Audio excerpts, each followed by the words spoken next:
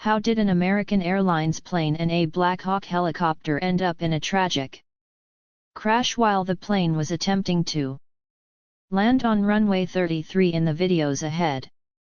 We'll take a closer look at the final hours leading up to the crash, the confusion between the PAP-25 VIP military helicopter and the air traffic controller, and how the rescue operation is being carried out. More details all in the video. Ahead, the plane and departed from WIA Dwight D. Eisenhower Airport in Kansas earlier that evening. A PSA Airlines aircraft operated under American Airlines and identified as Flight AA5342 collided midair with a military Black Hawk helicopter at approximately 9 p.m. on Wednesday, January 29, 2025. The tragic incident occurred as the plane was making its final approach toward Reagan-Washington National Airport in Arlington, Virginia. American Airlines confirmed that 64 people were aboard the jet, 60 passengers and 4 crew members, while 3 soldiers were aboard the military helicopter. This plane's radio transponder stopped transmitting about 2,400 feet, which is around 730 m short of the runway, roughly over the middle of the river. This has marked the first major U.S. commercial crash in more than 15 years. From an aerial perspective, is evident that Flight AA5342 was approaching the airport from the south, descending over the scenic Ponomac River. This area is known for its proximity to several iconic landmarks, such as the Pentagon located nearby in Pentagon City. To the north, one can spot the striking dome of the United States Capitol building, a symbol of American democracy. The Pic River, which encircles the airport and much of Arlington, serves as a natural boundary and offers breathtaking views for arriving flights. However, this area is also densely trafficked both by air and on the ground, adding to the complexity of air traffic management in the region. American Airlines Flight 5342, which we'll refer to as the landing flight, was on its final approach to runway 33 at this stage, called short final. The aircraft was mere moments from landing, flying at an altitude of about 400 feet. This is the most critical phase of landing, where every second counts, and pilots are laser focused on safely bringing the plane down. At the same time, an Army Black Hawk helicopter identified as PAC-25 was reportedly on a possible training flight. It was flying perpendicular to the flight path of Flight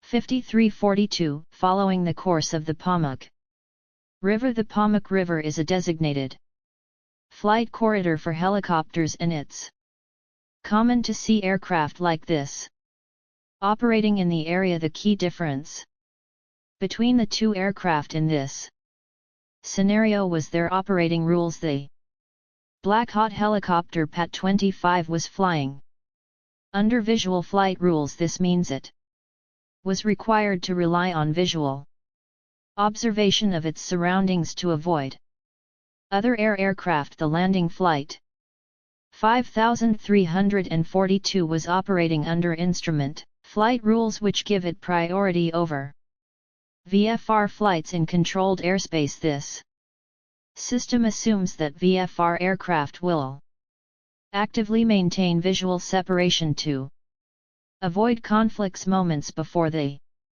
collision. The Air Traffic Control Tower at Ronald Reagan Washington National Airport called PAC-25 to confirm whether they had the other aircraft in sight. PAC-25 responded that they did. At first glance, this seems like an acknowledgement that they were aware of Flight 5342's presence and were taking steps to avoid it. However, it now seems likely that Pac 25 had mistakenly identified a different aircraft, possibly a departing flight from the same airport, and believed that was the other aircraft referred to by the tower. Tragically, Pat May 25 not have realized that flight 5342 was descending directly into its path. This misidentification could have led to the Black Hawk failing to adjust its course in time to avoid a collision. Although I'm not a pilot, this is what appears to have happened based on the available information. It's a heartbreaking incident that raises questions about how such misunderstandings can occur and what safety measures can prevent them in the future. If you have more insight or expertise, please feel free to share your thoughts in the comments. The passenger plane broke into multiple pieces and sank several feet into the river.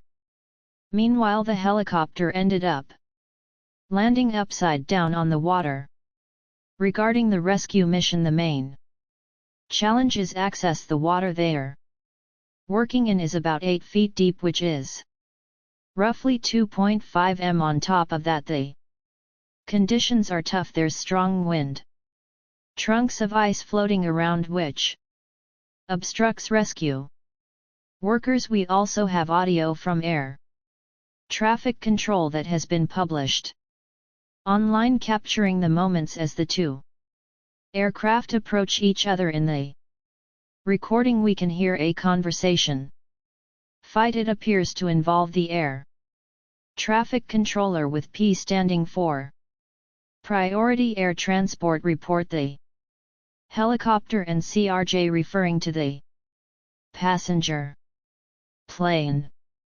CRJ, the response seems to come from a helicopter, but something goes terribly wrong. Has air. The two aircraft continue and move closer to each other until they crash, and there was no response from the other side. This long shot video recorded by the Kenby Center Cam seems to show two aircraft, a helicopter and a commercial airliner, colliding, creating a huge flash. If you take a close-up shot, you can clearly see the Black Hawk helicopter traveling at an alarmingly high speed directly towards the plane. A moment of impending danger captured in stark detail. According to reports, the situation unfolded due to apparent confusion on the part of the Black Hawk pilot. He was seemingly unaware of the presence of a second aircraft in the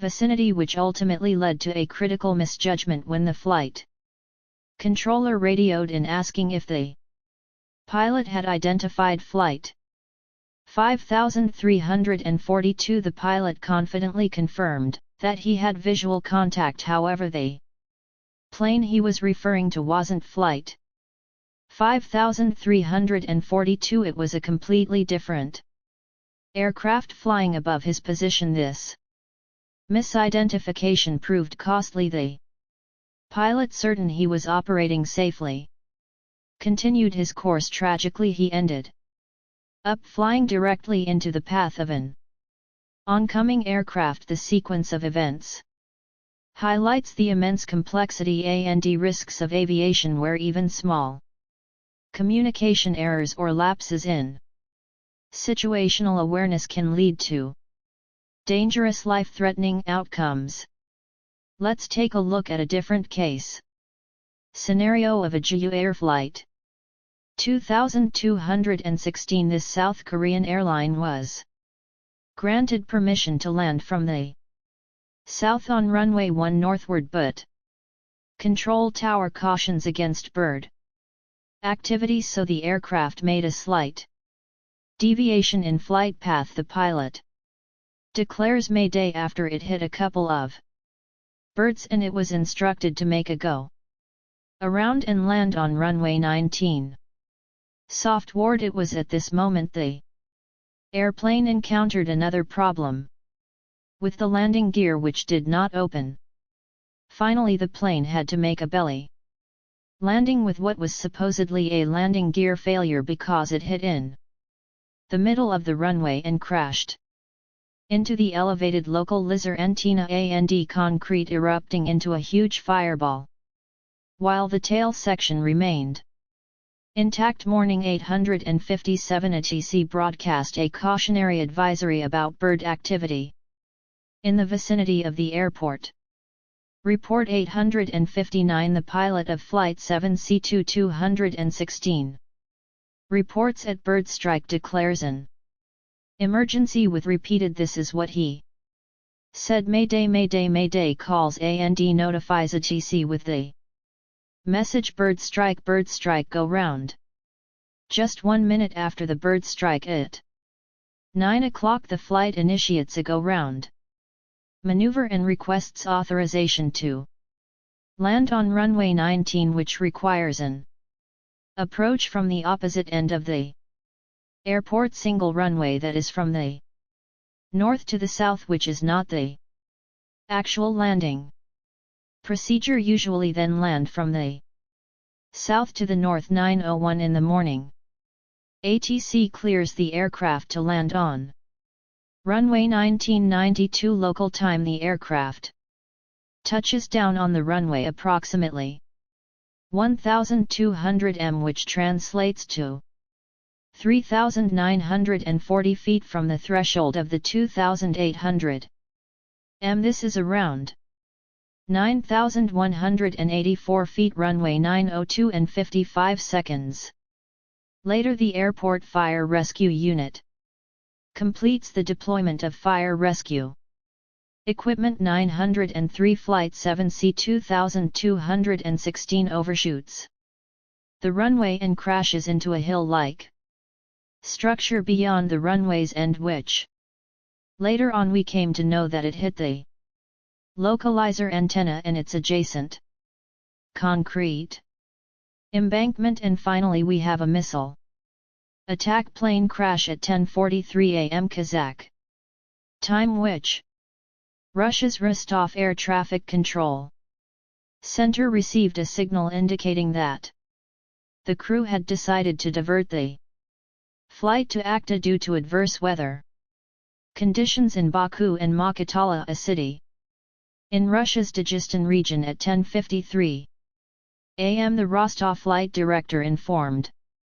Ekto flight manager that an oxygen tank in the passenger cabin had exploded. This explosion reportedly caused passengers to lose consciousness, prompting the crew to request immediate medical assistance.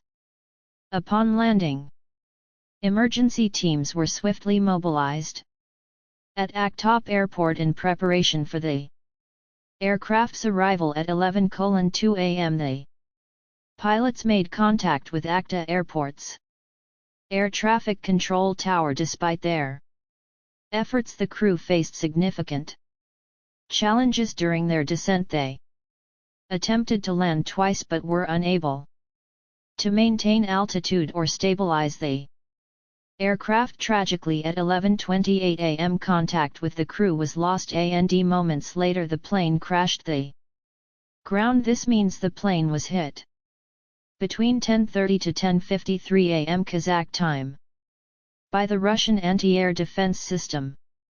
In this scenario the plane is flying a significantly higher altitude, rendering the cannons ineffective. Consequently, the system opts to deploy a missile as the optimal weapon for engagement. The missile is launched vertically from its sealed canister. It uses its advanced onboard guidance system to navigate with precision towards the designated target.